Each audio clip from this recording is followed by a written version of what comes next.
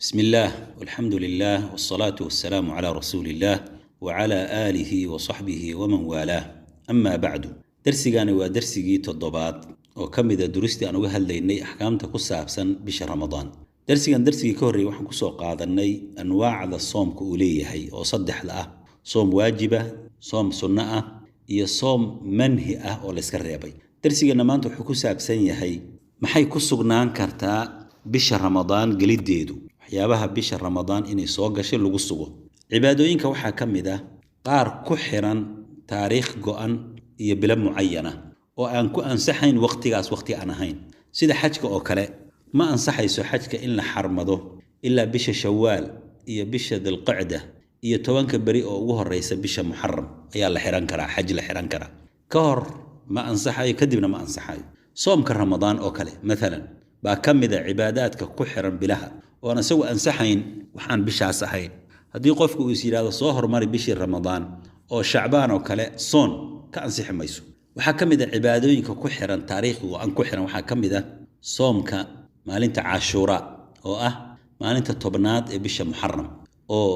loo sheegay ajarka ku sugan inuu yahay in lagu dhaafo dambigii qofka ka dhacay sanadkii tagay sidoo kale ma yawm Arafah ayaa kamida oo iyadana ajarka ku sugan lagu sheegay in loo dhaafo qofka sanad tagay iyo sanad soo socda wixii ka dhaca waxa kamida cibaadooyinka ku xiran taariikhda ku xiran ayyamul biid oo qofku markuu bisha bil walba 3 maalmood ka soomahayo inuu ku aadiyo maalmaha cadcad oo 13 14 15 waxa kamida al-ayyamul 10 min dhil-hijja 10 maalmood oo ugu horeysa bisha dhil-hijja u horeysa iyaduna waxa kamid tahay ayamaha faadilka oo fadliga badan marka ayamahaas si uu qofku u waafaqo waa inuu bishii bilowgeedii la socdaa si uu taariikhda u waafaqo marka hadii cibaadooyinkeeni kuwa ugu muhiimsan oo ay kamid yihiin laba kamida arkaanul islaamki kamida oo xajkii iyo soomkii ah ay ku xiran yihiin taariikh iyo bil iyo maalmo go'an ay ku xiran yihiin waxa waajiba in ihtimaam la iska saaro bilahaas bilowgooda la raadiyo waxay kamid tahay waajibaadka furuudul kifaayaha ah oo ummadda si guud u waajiba ay kamid tahay oo in la helo ay qasab tahay dad arinkaas u quma oo iyagu raadiya sida darteed ayaa bilaada muslimiinta buldaanta muslimiinta badankoodu waxay leeyihiin lajnooyin sharci ah ama gudiya sharci ah oo arintaas iyagu xil iska saara oo bishii raadiya bilowgeeda ogaada oo suga kuwaas oo marka iyagu arkidoodu ama sugida bisha ay sugaan ay ka kaafinayso ummadda inteeda kale inay iyagu raadiyaan waxa wax laga xumaada ah in badan oo muslimiinta kamid ah ama dawladaha ahaadeen ama afraad ahaadeen in ay ka tageen isticmaalkii taariikhda hijriga iyo bilihii carabiga ahaa shuhur al-qamariya kuna badasheen taariikh ajnabi ah oo wax calaaqa la lahayn cibaadadoodii iyo taariikhdoodii midna siiba kuma basi jiraan jiilalka cusub kuma basi jiraan wadaad midkood weydiisid bishaan ku jirnaa ama sanadkeen ku jirnaa ma yaqaan illa taariikhda ajnabiga ma ahan ama taariikhda hijriga ahayd isagu taasi qalbigiisa ba soo dhicmayso taasina waxay kamid tahay waxyaabaha ku tusinaya ummadda islaamka in shakhsiyadeedu ay dhuntay oo ay tabac iyo maaragta sayn u noqdeen ummada kale wax raadan aysan ku lahayn oo xoog leh yaani xayaatada ama nolosha mucaasirka ah sababtoo ah ummadda xoog lihi oo qawiga ah waa ummadda ku faanta taariikhdeeda ku faanta thaqaafadeeda ku faanta bal isku dayda in ay ummadaha kale ay taariikhdooda iyo thaqaafadooda ay gaarsiiyaan bisha ramadaan soo galideeda waxay ku sugnaataa laba arimood midkood arinka koobaad waxa weeye hal shaahid oo caadil ah lagu kalsoon yahay inuu arko arinka labaadna waxa weeye in bisha shacbaan ay 30 u buuxsanto labadaas arimood ayay ku sugnaataa bisha ramadaan soo galideedu hadii marka bishii uu arko qof caadil ah caadil waxa laga wadaa qofka aan dambiyada waaweyn sida beenta sida yaani zinada sida khamriga oo lacabo dambiyada waaweyn oo macaasida kabaa'ir dunub aan ku dhicin dunubta yarna aan ku daa'imino israar iyo daa'imid ku sameyn waa qofka loo yaqaan akhyaar qofka hadalkiisu uu qabashada leeyahay mujtamaca dhexdiisa aan lagu aqoon been lagu aqoon wax inuu diinta kamid inuu tasaahulo lagu aqoon qofka sidaas oo kale ta akhyaarka hadii uu bishii sheego shaahidkaas hadii uu sheego caadilka ah hadii uu yiraahdo bishii waan arkay bishii ramadaan ayaan caaw arkay haduu yiraahdo waa lagu soomaya waa hal kaanin baa ku filan hadii la waayo waxa la dhameystirayaa bisha shacbaan ayaa soddonkeeda la buuxinaya markay buuxsantana bishii saasay ku soo galaysaa ramadaan abdullah ibn umar radiyallahu anhu wuxuu yiri dadka ayaa istustay buu yiri bishii ayay istuseen ramadaan markaas nabiga inta u tagay waxaan u sheegay inaan anigu arkay markaas ayuu nabigu soomay dadkana wuxuu amray inay soomaan xadiis ayaa ku soo aroortay amraysa in la tiriyo bisha oo la ilaaliyo bisha ramadaan iyo bisha shacbaan labadaba waxa kamid ah xadiiskaas nabigu inuu yiri sallallahu alayhi wasallam suumu li ru'yatihi wa afṭiru li ru'yatihi ku sooma arkida aad bisha ramadaan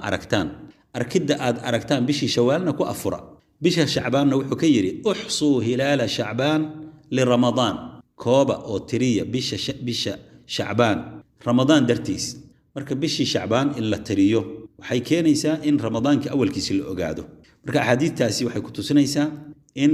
bisha awalkeeda iyo aakhirkeedaba in la tiriyo oo lagu dadaalo sida darteed ayaa wadamada aad iyo aad ugu dadaala sida Sacuudiga oo kale waxa ay bilaabaan bisha raadinteeda bisha Rajab laga soo bilaabo laana Rajab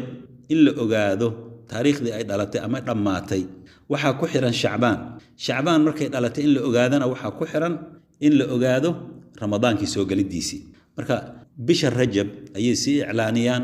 oo maxkamadaha gobolada u sii sheegaan inay dadka weydiiyaan qofkii arkaana uu maxkamadda soo gaarsiyo u soo sheego si bishii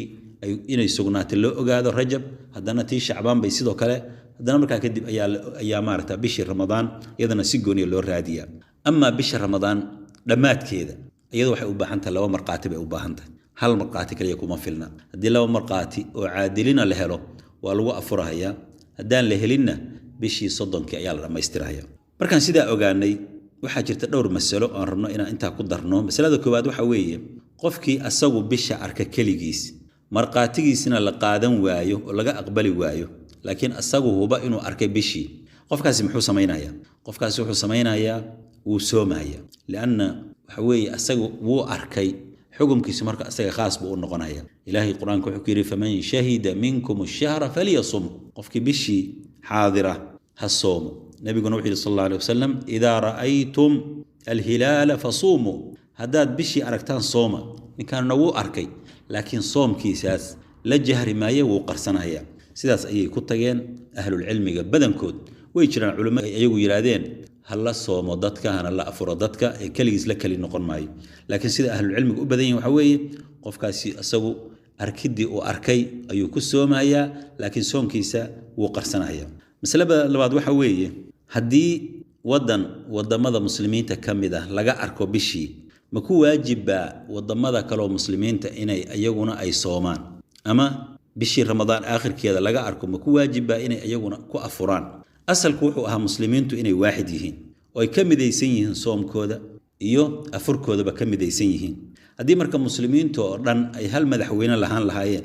madaxweynahaasina uu amri lahaa in la soomo ama la afuro waajib ay ku noqon lahayd laakiin markii muslimiintii ay kala googo'een oo wadan kasta uu madaxweyne gooniye yeeshay oo aan isku xirnayn ayay culimada islaamku waxay iftoodeen in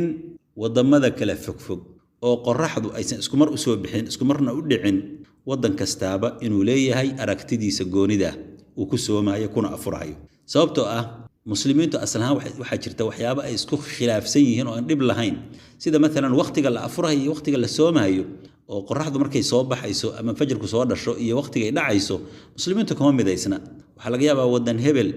in duhur laga tukanayo wadanka kalena laga afurayo dhici karta waxa dhici karta wadan in salaadii subax laga tukanayo wadanna waxa weeye afur la joogo marka maadaama muslimiintu maalintii lafteedii ay ku kala duwan yihiin salaadii waqtigoodii afurkii waqtigiisii soonkii xirashadiisii waqtigiisii ay ku kala duwan yihiin inay ku kala duwanaadaan bisha bilowgeeda iyo dhamaadkeeduna iyadoo wax dhibaato ma leh marka sidaa darteed wadan kasta wuxuu leeyahay aragtidiisa oo khaas ka ah maadaama wadamadu ay kala duwan yihiin oo ku kala duwan yihiin waqtiga qoraxda u soo baxda iyo waqtiga uu dhacdo laakiin halka wadan oo asagoo hal madaxweyne leh dadkiisu inay iskhilaafaan ma aha iyagu inay wada soomaan hadii laga arko wadankaas oo dawladda ay iclaaniso ummadda wadankaas ku nool waxa ku waajiba inay adeecaan oo ay ku raacaan ayaa laga rabaa si aysan muslimiintii isku khilaafin masalada saddexaad waxa weeye ما لغو سومي كرا حساب واحد جرى واحد الحساب الفلكي ضد فلكيين اللي يرادوا يجو سنة كدن مالي والبا حسابية بش ما كده أنا يسمى كده يبان حساب كوي يقام باجرة هذا نوع بسيهر مري وقلب أيال لهلي ولو أوغان كارو بشو ساعد داس ميشتا أي كسو غانتا اللي أوغان كارو الأركي كارو يضو لايف الأركي كارو أيال جرة مركم لغو سومي كرا رمضان كي منا لغو أفوري كرا حوية لغو منا سومي كارو لغو منا أفوري كارو وعبادة صومكو وحي كحرانتا هاي أركتيدا إيشا مجرد كأي كحرانتا dhibaato male in la kaalmaysto marka bisha la raadinayo in loo kaalmaysto qalab loo kaalmaysto si loo ogaado meesha ay ku aadan tahay bidab laakiin waa in isha lagu arki karaa isha caadiga waa in lagu arki karaa marka sidaa darteed xisaabka falakiga lagumana soomi karo lagumana afuri karo masalada afaraad waxa weeye qofka مثلا cadow uu qafaashay ama xabsi ku jira oo aan garanayn bishii ramadaan ma soo gashay mise ma soo galin muxuu sameeynaya bilihi baa isaga dhaxyaa cid u sheegtana ma haysto qofka sidaas oo kale wuxuu sameeynayaa uu ijtihaadaya sida hadii qiblada uu garan waayo uu ku ijtihaadayo oo meeshii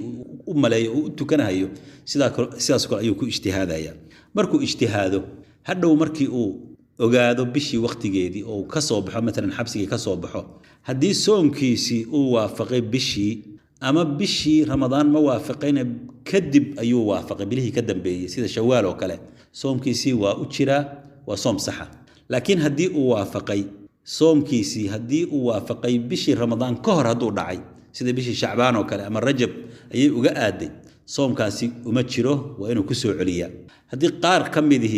أي بشي رمضان وافقدي قارنا أي بشي رمضان كدم بيسي أيضا سيدا وكلا وأجرا لكن هدي قارنا بشي رمضان وافقي قارنا كهري وحي بشي كهري وما حساب سنة لكن وحي بشي رمضان إحدى دعي والله حسابنا إياه sababtoo ah wixii ka horeeyay waxay la mid tahay cibaado waqtigeedii ka hor la sameeyay sida salaad aan waqtigeedii soo galin oo la tukada ay noqonaysa misalada shanaad waxa weeye dadka muslimiinta oo wadamada gaalada ku dhex nool maxay sameynayaan ayagu dadkaasi hadii uu jiro markas islaami ay ku xiran yihiin ama jaaliyad ay leeyihiin isku xiran ama hay'ad culimo ay leeyihiin oo iyadu umuuraha muslimiinta iyadu maamusho ay leeyihiin iyadaas ayay maarta ku raacayaan hadii aysan jirin hay-adna ma jirto raabito ma jirto marka islaami ma jiro waxa wanaagsan in raacaan wadanka wadan ugu dhow islaami inay raacaan haday labada xaram iska waafaqaana wax dhibaato ma leh misalada lixaad waxa weeye wadamada uu habeenku dheer yahay ama maalintu ay dheer tahay habeenkii baa dheer ama maalintii baa dheer aad u dheer marka wadamadaas oo kale laba ay u kala qaybsan yihiin wadankaasi inuu leeyahay habeen iyo maalin kala soocan haba kala bateene مثلا waxa laga yaabaa 20 saacadood inay maalin noqoto 4 saacadoodna ay habeen noqoto hadiiba wadankaasi uu leeyahay habeen iyo maalin kala soocan haba kala dheeraadeene waxa la rabaa dadka muslimiinta maalintaas inay soomaan haba ku dheeraato ilaa waa ajar bay maaragta ku helayaan ziyaada marka waxa la rabaa hadiiba habeen iyo maalinba ay jiraan 24 saac gudahooda waa inay maalintii ay soomaan weeye haba dheeraato hadiise aysan ba jirin ba habeen iyo maalin 24 saac waxa laga inay habeenba wada noqoto ama maalmo dhowr maalmood ba habeen noqoto qoraxdii aan la arag haday sida ay tahay waxay sameynayaan wadanka ugu dhow oo habeen iyo maalin ay ka jiraan wadankaas ayay maaragta ku dayanayaan wadanka ugu dhow oo habeen iyo maalin leh ayay fiirsanayaan kaas ayay maalintiisa soomahayaan soomkooda ku qiyaasayaan darsigana maantana intaas ayaan ku ekeenaynaa sallallahu alayhi wa sallam ala nabiyina Muhammad wa ala alihi